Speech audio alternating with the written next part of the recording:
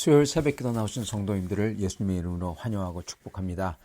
오늘 하나님 말씀은 범죄에 대한 원칙이라는 제목으로 민수기 5장 1절부터 10절 말씀 전하도록 하겠습니다. 여호와께서 모세에게 말씀하여 이르시되 이스라엘 자손에게 명령하여 모든 나병 환자와 유출증이 있는 자와 죽음으로 부정하게 된 자를 다 진영 밖으로 내보내되 남녀를 막론하고 다 진영 밖으로 내보내어 그들이 진영을 더럽히게 하지 말라. 내가 그 진영 가운데 거하느니라 하심에 이스라엘 자손이 그같이 행하여 그들을 진영 밖으로 내보냈으니 곧 여호와께서 모세에게 이르신 대로 이스라엘 자손이 행하였더라. 여호와께서 모세에게 말씀하여 이르시되 이스라엘 자손에게 이르라. 남자나 여자나 사람들이 범하는 죄를 범하여 여호와께 거역함으로 죄를 지으면 그 지은 죄를 자복하고 그 죄값을 온전히 갚되 5분의 1을 더하여 그가 죄를 지었던 그 사람에게 돌려줄 것이요 만일 죄값을 받을 만한 친척이 없으면 그 죄값을 여호와께 드려 제사장에게 돌릴 것이니 이는 그를 위하여 속죄할 속죄 수단과 함께 돌릴 것이니라. 아멘. 네, 오늘 말씀 제목 범죄에 대한 원칙입니다. 부제로서는 죄값과 회복, 용서, 공의입니다. 하나님은 이스라엘 자손에게 모든 나병 환자, 유출증 있는 자, 시체를 만져서 부정하게 된 자를 다 진영 밖으로 내보내게 하십니다. 그랬던 이유는 이스라엘 진영을 정결하게 하시기 위해서입니다. 특히 나병은 죄의 증상과 매우 비슷합니다. 처음에는 대수롭지 않다가 그 반점이 점점 커져서 온몸을 썩게 하기 때문에 그렇습니다. 죄도 딱 그렇죠. 조그맣다가 점점 커져서 온몸을, 그 사람을, 영혼을 죽이죠. 그래서 여기에 나오는 나병, 유출증 이것을 밖으로 내놔라. 이게 사실은 물론 실제로 그랬지만은 이거는 죄를 사실 상징하는 그러한 행위였던 것입니다. 죄가 있을 때 그렇게 하라는 거예요. 그 죄가 그 죄를 회개하고 회복이 될 때까지는 그 소리입니다. 자, 그 사람이 회개를 했을 때 그렇다면은 어떻게 해야 되냐? 그게 바로 그 다음에 나오는 구절입니다. 회개를 안 하면은 여러분 밖에 있어야 돼요. 쉽게 얘기하면 하나님 밖에 있는 겁니다. 즉 형벌이 있는 거죠. 그렇죠? 회개하는 사람에게는 지금 이제 나오는 이 프로세스를 거쳐라 그러시는 겁니다. 저희가 이걸 분명히 알아야 됩니다. 회개를 안 하는 사람은 밖에 있어야 되고 회개를 하는 사람은 안에서 이 프로세스를 거치는 거예요. 그래서 지금 나오는 프로세스는 회개한 사람에게 적용이 되는 프로세스라는 겁니다. 회개를 안 한 사람에게는 아예 이것도 적용이 안 되는 거죠. 자, 회개하는 사람에게 적용되는 규칙이 뭐냐? 바로 범죄에 대한 원칙인데 그건 바로 손해배상법입니다. 네. 죄값을 치러야 되는데 회복이 되도록 죄값을 치르는 거예요. 그리고 그거에 대해서 어떻게 할 거냐, 그걸 갖다 지금 규정해 주시는 겁니다. 여기에는요, 첫 번째 자백과 회개, 자백해야 돼요. 자기가 죄 없다고 거짓말하면 안 돼요. 자백을 해야 되고 그게 첫 번째 전제 조건이고 그 다음에는 자백하는 자에게 한해서 회복을 할 수 있도록 배상을 해야 되고 그리고 거기에 뭐를 더해야 되냐면은 형벌적 죄값을 더해서 배상을 해라 그렇게 말씀하십니다. 참고로 자백과 회개를 안 할 경우는 여러분 아까 말씀드린 대로 아예 이 프로세스를 밟지 못해요. 이 캠프에 하나님 밖에 있어야 됩니다. 형벌적 죄값을 치르는 것도 아니라 그냥 형벌만 받는 것입니다. 형벌적 죄값을 치르는 것은 그걸 치름으로써 용서를 받는 거잖아요. 근데 자백과 회개를 안 할 경우는 하나님의 용서를 아예 받지를 못하는 겁니다. 자, 먼저 그래서 이 손해배상법 회개하는 사람에게 그 죄 지은 사람이 뭘 해야 되냐? 그 사람은 지은 죄를 자복해야 된다 그러십니다. 자복이라는 것은 하나님 앞에서 사람 앞에서 자기가 지은 죄를 솔직히 말을 하는 겁니다. 그 다음에 이것을 뉘우치는 거예요. 그 다음에야 비로소 배상이나 죄값의 배상을 할 수 있는 겁니다. 그러므로 회개 없이는 죄사함도 없는 거죠. 그래서 자백하며 뉘우칠 때 죄사함의 첫 프로세스다. 그걸 말씀하시는 겁니다. 자, 이 죄사함의 두 번째 프로세스는 뭐냐? 복구하다 또는 배상 또는 회복시키다라는 것입니다. 즉 그가 훔친 거 또는 파괴한 거, 그가 행했던 훼손, 이것을 다시금 온전하게 만들어줘야 된다는 거예요. 그 법칙입니다.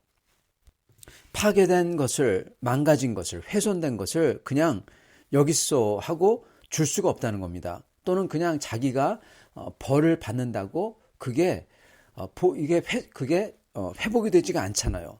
회복시켜 줘야만 된다는 겁니다. 이러한 온전한 회복을요, 히브리어로는 샬롬이라고 합니다. 샬롬의 원뜻은 온전한 회복을 뜻해요. 온전함을 뜻합니다. 그래서 그 부차적인 뜻이 평화예요. 온전하니까 평화스러운 거죠. 평화는 부가적인 거고 원뜻은 온전함, 그 온전하도록 만드는 것, 즉 회복이라는 겁니다. 이 샬롬을 해야 된다는 거예요. 죄로 깨진 세상에 샬롬이 와야 된다라는 뜻은 그냥 평화가 온다는 게 아니라 죄로 깨진 세상이 죄가 없는 걸로 다시 만들어야 된다는 겁니다, 여러분. 그게 하나님의 샬롬이에요. 그리고 죄진 사람은 이걸 해야 된다는 겁니다. 즉 죄를 짓고 나서 그 죄에서 벗어나려면 회개가 필요한데 거기에는 첫째, 자기의 죄를 솔직하게 다 자복하는 거, 고백하는 거, 그걸로써 죄진 것을 확실하게 하는 것이고, 두 번째로는 이것을 마음으로부터 뉘우침이 필요하고, 그리고 뉘우침만이 아닌 피해를 끼친 이에게 다시금 원래대로 회복할 수 있도록 훼손한 것을 온전하게 해주는 샬롬을 줘야만 된다는 겁니다. 그 사람이 만약에 훔친 거면은 훔친 것을 원래 상태로, 만약에 파괴됐으면은 새로 사서 돌려줘야 되고, 만약에 그게 훼손된 게 명예라고 하면은 그의 명예를 온전하도록 앞에 나가서 자기가 거짓말한 것 다 얘기해야 되고 한다는 것입니다.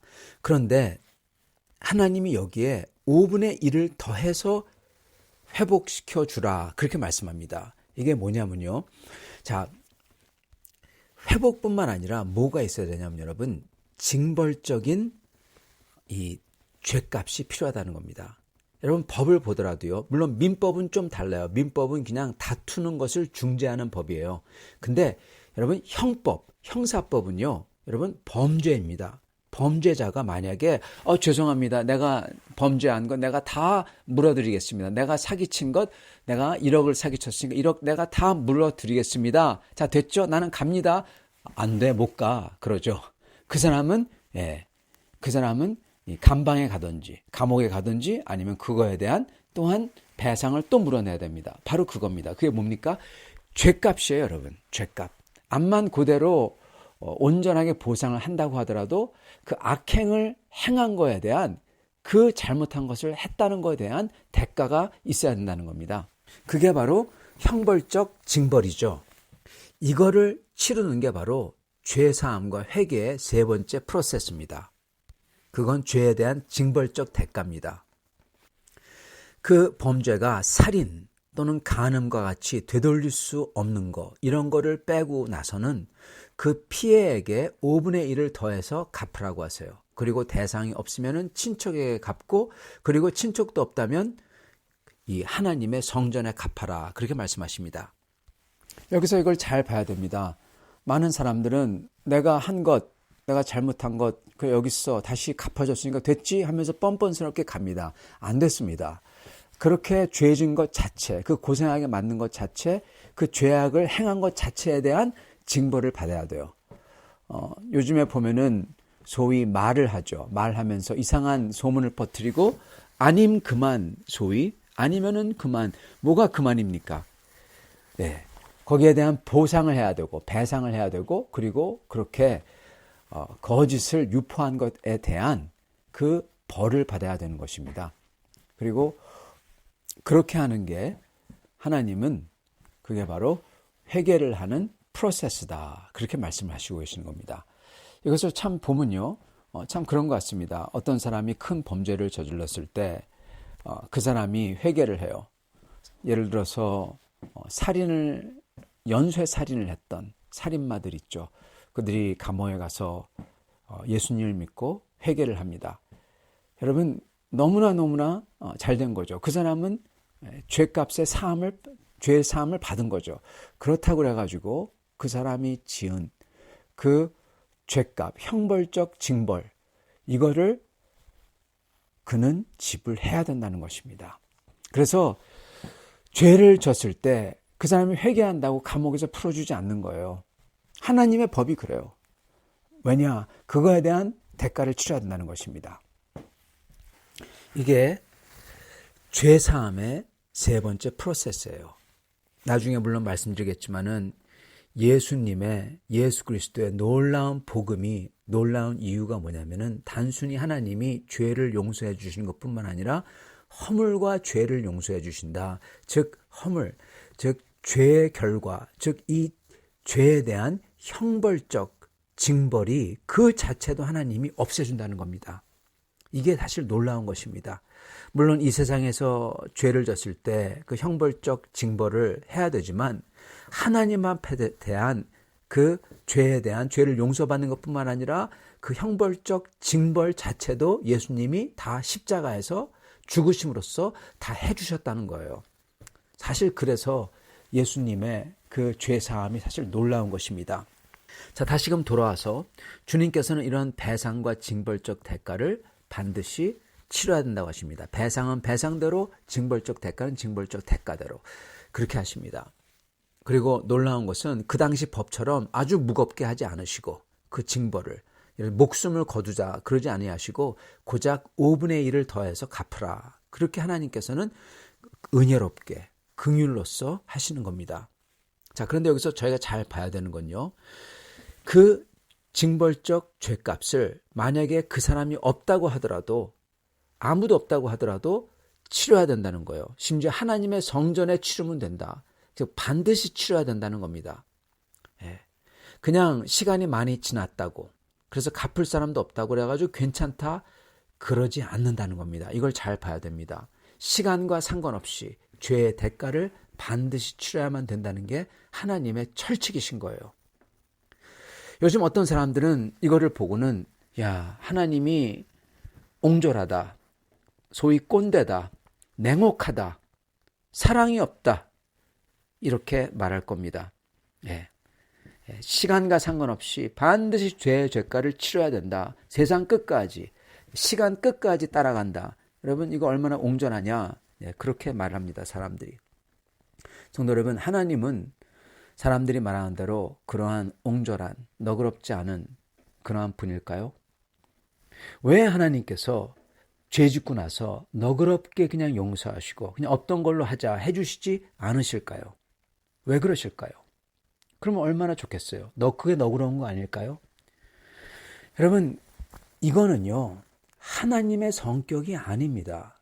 무슨 얘기냐? 지금 하나님이 끝까지 죄를 그렇게 간다, 그게 쫓아가시고 그걸 징벌적 대가를 요구하신다는 게, 그거는 하나님의 성격에 관한 것보다도 그 죄 때문에 그런 것입니다. 죄에 대한 것입니다. 왜냐? 그 작은 죄가 우리를, 그리고 세계를 죽이기 때문에 그렇습니다. 그렇기 때문에 하나님께서는 그토록 우주 끝까지, 시간의 끝까지 죄 지은 것을 없던 걸로 하지 않는다는 거예요. 왜냐? 시간이 지나도 죄는 암만 작아도 그 죄 그 자체가 살아있기 때문에 그렇습니다. 그리고 죄가 살아있을 때 어떻게 된다? 죄는 점점 완고해지고 단단해지고 커져서 그 사람을 파괴하고 죽이고, 나중에는 사람뿐만 아니라 그 주변, 심지어 창조 세계 전체조차도 오염시키고 파괴하기 때문에 그런 것입니다.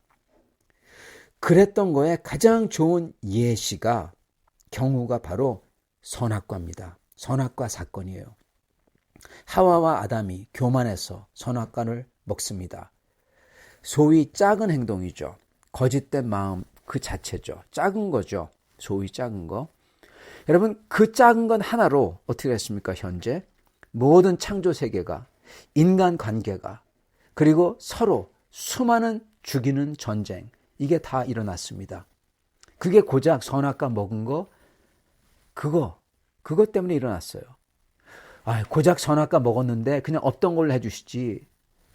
여러분, 그렇게 하면은 그런 걸로 할 수 없다는 겁니다. 왜냐하면 지금 현재 고작 세계가 전쟁하고 망가지고 죄로 신음하지만 그냥 놔두면 세계 전체가, 모든 인간의 영혼이 다 지옥으로 떨어지기 때문에 그렇습니다.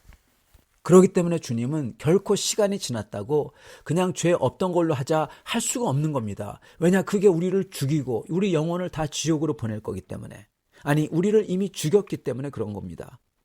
그래서 주님은 인간의 죄를 그냥 없다 하자 하실 수 없고, 그리고 그냥 없다고 하실 수 없기 때문에, 그리고 또한 만약 그 죄를 방치했을 때 그 어느 누구도 다 감당 못하고 다 영원히 죽을 거기 때문에 주님 자신이 이 땅에 내려오셨던 겁니다. 그래서 그 죄값을 치러서 그 죄를 뿌리 뽑기 위해서 인간의 가장 극치의 형벌인 십자가 위에서 죄인으로서, 모든 죄를 다 떠안은 죄인으로서 우리 대신에 죽었던 겁니다. 죄를 그냥 놔두면은 우리가 그렇게 되는데 그거를 자신이 그렇게 하신 거예요. 이런 주님을 보고 옹졸하다고요? 꼰대라고요? 너그럽지 않다고요? 사랑이 없다고요? 여러분, 아무도 감당 못하는 것인 죄와 그 죄의 결과인 썩음과 파괴에서 우리를 구하기 위해서 그거를 뿌리부터 없애려고 십자가에서 죽으신 주님을 보고 옹졸하다, 용서 하나 못하냐, 없던 걸로 하지, 이러는 사람들이야말로 타락했고 거짓되고 모든 사람들에게 크나큰 해를 끼치는 이들인 것입니다. 성도 여러분, 끝으로 우리가 꼭 기억해야 되는 게 하나 있습니다. 그거는 이 손해배상법과 회개를 하고 그리고 회개를 하는 이 프로세스죠. 이것과 그리고 피해자가 해야 되는 용서와는 완전히 다른 거라는 겁니다. 손해배상과 용서는 완전히 달라요. 이거를 헷갈리면 안 됩니다. 끝까지, 세상 끝까지 용서할 수 없어. 그게 아니라는 겁니다. 용서해야만 된다는 거예요. 여러분, 용서는 피해자가 해야 되는 거고요. 손해배상은 가해자의 몫입니다. 다시 한번요. 용서는 피해 입은 사람의 몫이고, 그리고 손해배상은 가해한 사람의 몫입니다. 이거를 헷갈리면 안 돼요. 즉 무슨 얘기냐? 가해자와 상관없이, 그가 회개를 하던 회개를 안 하던 상관없이 피해자는 어떻게 해야 된다? 그가 크리스찬이라면 용서해야 된답니다. 여러분, 절대로 용서할 수 없어 그런 소리 하면 안 돼요. 그거는 크나큰 죄입니다. 용서할 수 없다는 거는 죄예요. 우리는 용서해야 됩니다. 마음으로부터 용서해야 됩니다. 그리고 그러기 위해서 주님 앞에 엎드려야 되고요. 그리고 가해자는 마찬가지로 피해자가 용서해 주든 안 해주든 상관없이 가해자는 반드시 그가 크리스찬이라면 자기의 죄를 회개하며 자기가 했던 그 손해를 온전하게 회복시키고 손해배상하고 더불어 그의 죄값을 치러야 된다는 겁니다. 그겁니다. 그리고 이게 되도록 피해자는 반드시 용서하고 가해자는 그 배상과 그리고 이 회복과 그리고 죄값을 치르도록 이것을 다 관리하는, 관할하고 집행하는 그러한 권위가 필요합니다. 기관 또는 권위죠. 그게 구약인 경우는 하나님의 백성 이스라엘을 재판했던 재판부죠. 이게 되도록 끝까지 관철시켰죠. 그리고 현재는 만약에 이게 형사법이나 민법의 경우는 각 나라의 사법부고, 그리고 교회 안의 죄의 경우는 그 기관이 바로 교회의 치리회였던 것입니다. 교회 당회 치리회를 모이는 거예요. 이스라엘의 재판부나 교회의 치리회는 그래서 피해자에게는 그가 용서할 수 있도록 계속 권면하고 가르쳐야 되고요. 가해자의 경우는 그가 회개하고 그리고 손해를 온전하게 배상하고 죄값을 치르도록 그것을 집행해야 되는 겁니다. 여러분, 바로 그래서 치리회가 죄를 없던 걸로 하자 할 수가 없는 겁니다. 그거하고 용서 못하는 거하고는 완전히 다른 거예요. 용서는 피해자, 당사자가 반드시 해야 되는 거고, 그리고 가해자는 회개와 죄값을 치르는 것과 손해를 배상하는 것을 반드시 해야 되는 거고, 그리고 그게 되도록 만드는 게, 하나님의 법칙이 적용되도록 하는 게 바로 치리회며 그리고 재판부인 겁니다. 그래서 교회 치리회 보러 왜 없던 걸로 하지 못하냐? 그건 말이 안 되는 거예요. 교회 치료회는 하나님의 법을 단순히 다만 이것이 되도록 이것을 반드시 지켜야 되는 겁니다. 그게 하나님 앞에 하나님의 뜻을 수행하는 거고요. 사랑하는 성도 여러분, 우리가 오늘 이것을 알므로써 교회의 질서와 교회의 질서가 어때야 되는지, 교회 당회 치료회가 어때야 되는지, 그리고 가해자는 어떤 것까지 하나님이 요구하시는지, 그건 바로 회개와 배상과 죄값에 대한 치름을 요구하시고, 그리고 피해자에게는 어떤 것을 요구하시는지, 그건 바로 무조건적인 용서라는 것입니다. 이게 하나님께서 원하시는 범죄에 대한 원칙이고 이게 하나님의 뜻입니다. 이것을 저희가 잘 알아 저희도 하나님 앞에 온전하게 용서하고 온전하게 끝까지 회개하고 배상하고 온전히 샬롬을 가져다주는 그러한 사람들이 다 될 수 있기를 축원합니다. 같이 기도하겠습니다. 아버지 하나님 감사합니다. 오늘 말씀을 통해서 하나님의 원칙을 알려주시니 감사합니다. 저희가 어느 곳에 있던지 저희가 잘못할 때 주님께 돌아와 다시금 회개하고 자백하며 주님 저희가 잘못한 것을 다시금 온전케 하고 그리고 저희가 해야 되는 것을 할 수 있도록 해 주시옵소서. 또한 저희도 용서하며 주여 너그럽게 주님이 우리를 위해서 죽으셨듯이 저희도 마음껏 용서하며 그 주님 앞에 나아가게 해 주시옵소서. 주님 감사합니다. 주님께서는 십자가 위에서 저희의 죄를 용서할 뿐만 아니라 저의 죄값까지 다 치르심을 감사합니다. 찬양합니다. 감사하며 우리 주 되신 예수님 받들어 기도드리옵나이다. 아멘.